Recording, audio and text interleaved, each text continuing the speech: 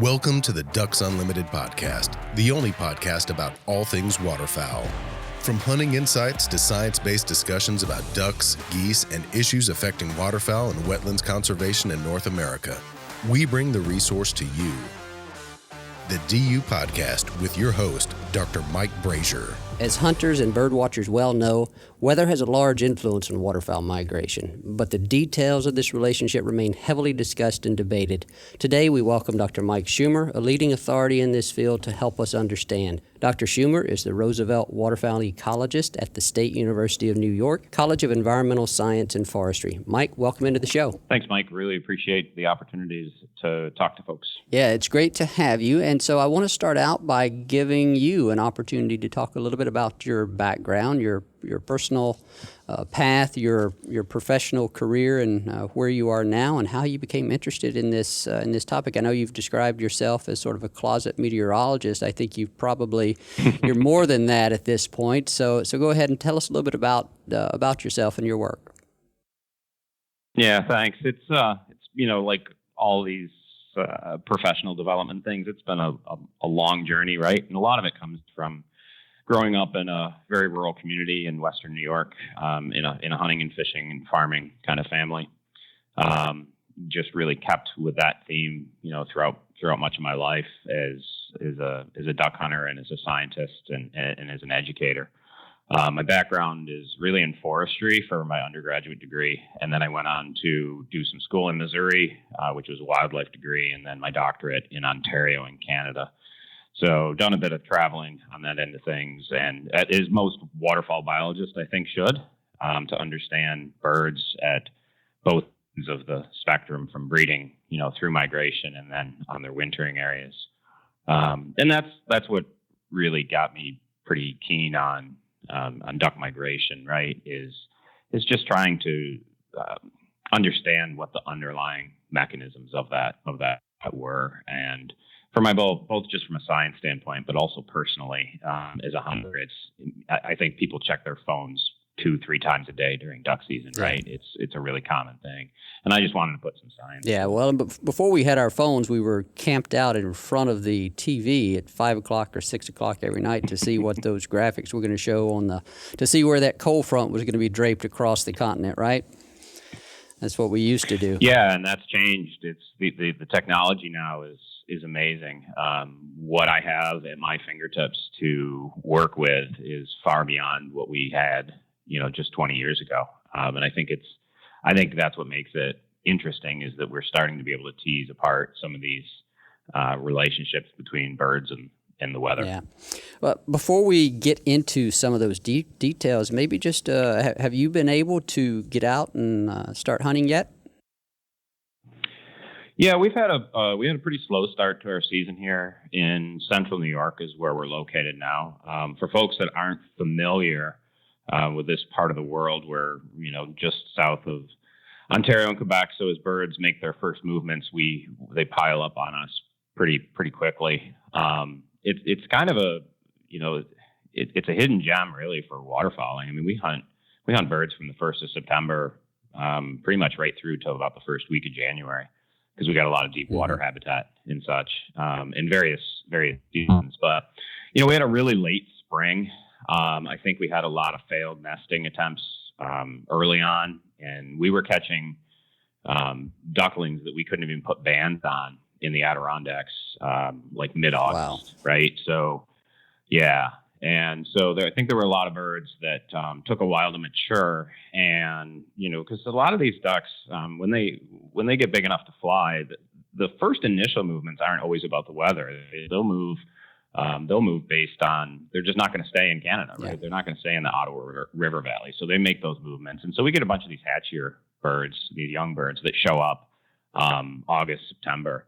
But we didn't really get that this year. And so we've had early migrants. I've been getting into widgeon, gadwall, more green-winged teal than normal. Our mallard limit in the east is at 2 birds and not 4. And that's hurt me on several occasions where I come out with 4 ducks or 5 ducks, usually getting my 2 mallards each time, but then just not filling the bag out, otherwise. Yeah. So, yeah. But it's been good. It's been good. We've gotten out a bunch. The dogs have gotten some running. That's a good. That's a good thing. Our season has not opened yet, so I'm looking forward to that, and looking forward to getting back to some of the places I grew up hunting. Now I'm in Memphis and a little bit closer to where I grew up. So I really am looking forward to that this year, especially since I missed all of last duck season with a little health issue. So anyway, I'm beyond that now, and so let's talk a little bit about weather. Invariably, you and I have found ourselves in conversations with duck hunters or duck biologists, and we talk about these weather variables and how it's going to get cold or it's going to snow, and we can anticipate bird movements in response to that. And a lot of times, I found myself in those conversations, and we're only talking about one variable. It's like, well, what's the effect of this temperature, and what's the effect of snow, and what we're going to talk about here is an index that you and colleagues developed called a weather severity index. And what I find so valuable about this index is you were actually able to I think quantify that what we suspected, and maybe what some early researchers had opined, that it's not any single meteorological variable. It's the combination of these variables that are really going to have an impact on what moves birds. And so the ability to quantify that is really, really fascinating because it opens a tremendous number of doors. So tell us a little bit, take us back to, I guess it would have been, I know the publication came out in 2010, but take us back to the late 2000s when you were at Mississippi State working on this idea, and sort of walk us through briefly what you all did and what you came up with. Yeah, this was a really fun project. It developed organically, right? This was when I was, as you noted, working at Mississippi State with Rick Kaminsky, and we just started to talk about potential projects that were of interest to waterfowl hunters, waterfowl and wetland conservationists and managers. And this one really boiled to the top right away. And I had always had a strong interest in, and it was kind of an armchair meteorologist, right? And strong interest in weather. And so, Rick sent me off and said, we'll go work up some numbers. And we had to get the waterfowl survey data, first of all. So we worked with Missouri Department of Conservation, who has some really solid aerial and ground survey for over the years. And then selected weather stations that were near near those conservation areas, and started to look at what are the combinations of different types of temperature and snow cover and wind direction. We looked at moon phases. We did sunspots. We looked at a whole gamut of things that didn't end up anywhere near predicting duck migration.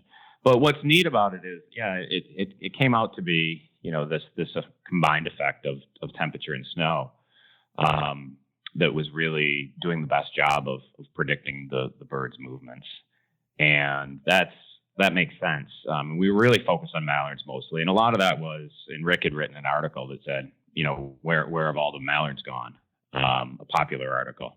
And those were that right before I got there were a few years that the, hunters were seeing like either birds weren't showing up until late, or there just weren't many of them, despite that those birds did exist somewhere on the continent. Yeah, and so Mike, remind me specifically of the variables that feed into this. It's because it's not just temperature on a given day, right? It's right. Like it measures cumulative days of some degree, right? Yeah, so it is the temperature on that day. So there's the direct effects of weather, right, on a bird on that day for its decision to either stay at a location or migrate. So it's how cold it is on that day, how many days in a row it's been below freezing, if there, how much snow is on the ground that would interfere with, say, field feeding and things like that for field feeding mallards, and then how many days in a row has there been measurable snow on the ground. And this all makes sense because you have this effect of, energy, the cost of just existing in a place that's cold and snowy.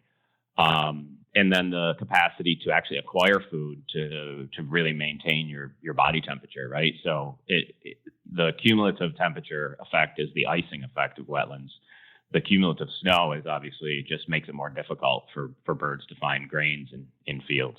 So, and we explained close to, this is a little in the weeds, but we have one number that explains close to 50% of the variation in changes in duck abundance between any 2 days with a single number, which given all the other variables that are out there is astonishingly good. Well, that's right. In a natural system, if you can explain 50% of the variation in some phenomenon that you're observing, you've found something. Yeah. Okay, we've got the weather severity index calculated here. The next thing was to apply that to sort of a forecasting, if you will. You were able to do the work. Mm-hmm. You linked this to the observed change in duck numbers, and so now you want to take this forward and see if we can make some projections about what we might expect, during a forthcoming week based on weather forecasts. So, explain to us what you all did in that regard. Yeah, and this is the part I really like, and this isn't all just high science and stuff. This was just interest by myself, with an increasingly busier schedule. What days could I go when there was a greatest likelihood of bird migration, right? So we find this relationship, and after this threshold of severity of weather, we start to see declines in birds at a given location, right? And the greater that weather severity index or WSI becomes, the greater number of birds will be leaving that location, between 2 dates.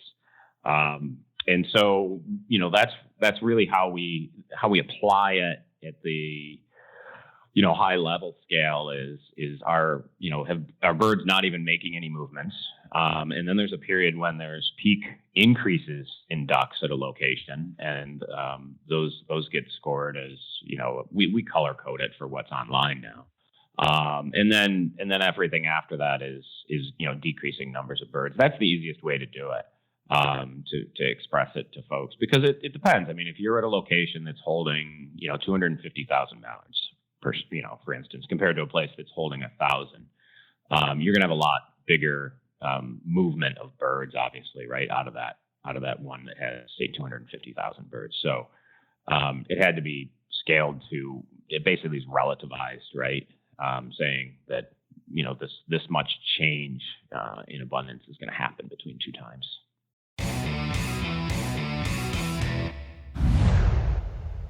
Be the first to know when ducks are on the move. Sign up for DU's waterfowl migration email alerts and receive ongoing in-depth updates on the latest habitat conditions, weather changes, and hunting reports for your flyway. Visit ducks.org/migration alerts. Yeah, and so the other thing that you've done now, and you briefly referenced this, Mike, is you've taken those relationships and you calculate or you generate weekly migration forecasts for the Mississippi and Atlantic flyways based on forecasted weather, matching this weather severity index across a number of locations in the northern and mid-latitudes of basically eastern North America. And we're going to get into that on a subsequent podcast. We're going to have you back to talk about one of those weeks in particular, just to give folks some exposure to that and how it works, if you will. So thanks for that explanation. What I want to do also is go back a little bit to one of the variables that you tested in your original weather severity index analysis. It's also featured many times in conversations with people when talking about what causes birds to move, and that's photo period. I went back to your original article this morning as I was preparing for this and reminded myself that you in fact did include photo period among the variables you looked at. I know I might be catching you off the cuff here on this, but do you remember what how that fell out? Yeah, it did not do as good of a job at explaining the movement of birds as weather, but here in the details in this are important. As photo period gets shorter, right, as we move towards December, our weather is also generally getting worse, right, more severe. And so it's not that photo period doesn't cause birds to make movements. It's just that in addition, the effects of weather do a better job of explaining migration, right? So in no way are we saying that it's not affected by photo period. In fact, if we go back to my when you asked about my hunting season and talking about these initial bird movements, when they're leaving those breeding ground areas, those are photo period cues, right? And that's called a fixed migration. And then thereafter, the weather and the accumulation of severe weather, once they're at these first staging areas, and in the Atlantic flyway, that a lot of these birds move into the Great Lakes region and hang out in those marshes until the weather becomes severe enough and then move. So some of those initial movements are photo period based, or how many daylight hours there are, but then later on they become increasingly flexible, and that's really affected by the weather. Species differ a little bit in their responsiveness to photo period as a stimuli for migration, right? Yeah, they do. And the one that when we expanded this beyond mallards, and we had a graduate student at Western University in Ontario work across all of the dabbling duck species. She found that blue-winged teal, what best explained blue-winged teal migration, was photoperiod, which makes perfect sense because they act like a neotropical migrant, right? They act like a scarlet tanager or something that isn't going to stay. It is not going to stay in its breeding area, and it's going to a very stable environment in the tropics and subtropics. So once it's done its thing and it's in condition, it just goes, and it's very photoperiod based. Now, saying that, there must be some flexibility in it still, because it does seem like we're getting more and more reports of blue-winged teal staying late, and especially along coastal areas. Louisiana folks are talking a lot about blue-wings that are hanging around quite a long time. So there is they have some flexibility. Yeah. And so a perfect transition to where I wanted to go next. You referenced the fact that we started with mallards. This severity index began with mallards, and then you collaborated with some additional researchers to develop this index for, was it 6 additional species? Do I have that right? It's so mallards, black ducks, which essentially are pretty much the same model. They react very similarly. Gadwall, widgeon, green-winged teal, shovelers. And we did blue-winged teal, but the weather isn't really the predictor, so we don't even do anything with them, right? Yeah. There's dates that seem to be like kind of fixed dates, which have the greatest likelihood they would migrate. So and no divers so far in this analysis, right? No, we'd like to really move into geese and diving ducks. I think we're gonna have the opportunity to do that in the near future. It's literally about bodies, data, and funding to run graduate students through. The methodology is pretty much there. So we haven't touched divers yet. The one that everybody talks about is that first full moon in October, the SCOP move on, right? And that one is consistent. Boy, it's really, really consistent. And then thereafter, they seem to trickle down the flyway afterwards. So that's going to be an interesting one to get into working with moon phases, I think, with diving ducks, because I think there may be some real relationship there. Yeah. Well, Mike, kudos to you and your colleagues for taking this conversation that we've all been part of so many times and putting numbers to it. And putting numbers to it allows us to do so many things going forward. And I want to give you an opportunity to reference this briefly. As you and I discussed before we came on the podcast, we don't want to go into too many details on this because we want to save time to bring you back and discuss each of these items in more detail. But this is more than just academic, the development of this index, because it allows us to think about how changes, if you will, in migration phenology may impact our conservation planning. It may impact our efforts to recruit hunters and supporters of waterfowl and wetlands conservation. So I'll give you a few minutes here to talk about just briefly the importance of this to those items. Yeah, I think that's really where the rubber hits the road on this, right? Is how do we translate this into information that's usable for waterfowl and wetlands conservation immediately and into the future, right? For instance, on our really mild years, we have up to 2 million ducks that we estimate are able to stay at mid-latitude locations that don't have to go to southern latitudes, and southern waterfowl hunters have seen those painful years, right? That's 2 million birds that you need to feed. And we need those we figure how much energy each one of those animals need, and we can get to the point where we understand how many acres are actually needed to feed those animals. And then on the real severe years, when all of them move, the millions of birds move south, we need to make sure that we have those acres on the ground too. So understanding the distribution. I mean, these are pretty good sized animals. There's lots of them. They have high energy needs, and they feed from, deep water areas to terrestrial habitats. So they have a real impact on their environment, and the habitat we put on the ground has a real strong impact on them. So I think that's the most useful tool is understanding where these birds are going to be and when. Having spent the first 13 years of my career as someone who was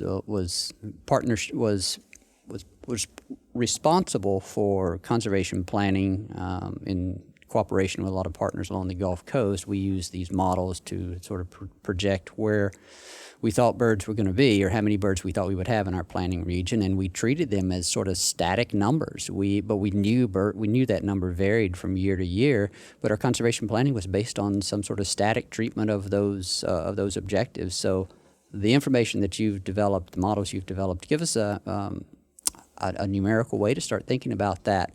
And that's pretty exciting from a conservation planning standpoint. And so the other thing that you've done with this, we've referenced a couple of times, and that will be of probably immediate interest to hunters and on an annual basis, on a weekly basis within our hunting seasons, is you have a weekly migration forecast for the eastern the Mississippi and Atlantic flyways, basically the eastern North America, eastern U.S. So where can people find out more information about the work you've done in these forecasts? The easiest way to find it without me, spelling out what the webpage is if you just type Schumer, that's SCHUMMER,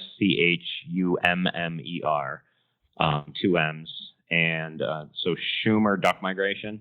It's the second, and in Google, it's the second page that comes up. It's right under the Ducks Unlimited migration forecast on Google, and it'll show right up there. Thanks so much, Mike, for your time. Thanks so much for the science that you brought to this conversation. Thank you very much. Thanks again to our guest today, Dr. Mike Schumer. We look forward to having him back on the podcast. I also want to thank our producer, Clay Baird, and thanks to each of you for supporting Ducks Unlimited. Thank you for listening to this episode of the DU Podcast. Be sure to rate, review, and subscribe to the show, and visit www.ducks.org/DU Podcast for resources based on today's topics, as well as access to more episodes. Opinions expressed by guests do not necessarily reflect those of Ducks Unlimited. Until next time, stay tuned to the Ducks.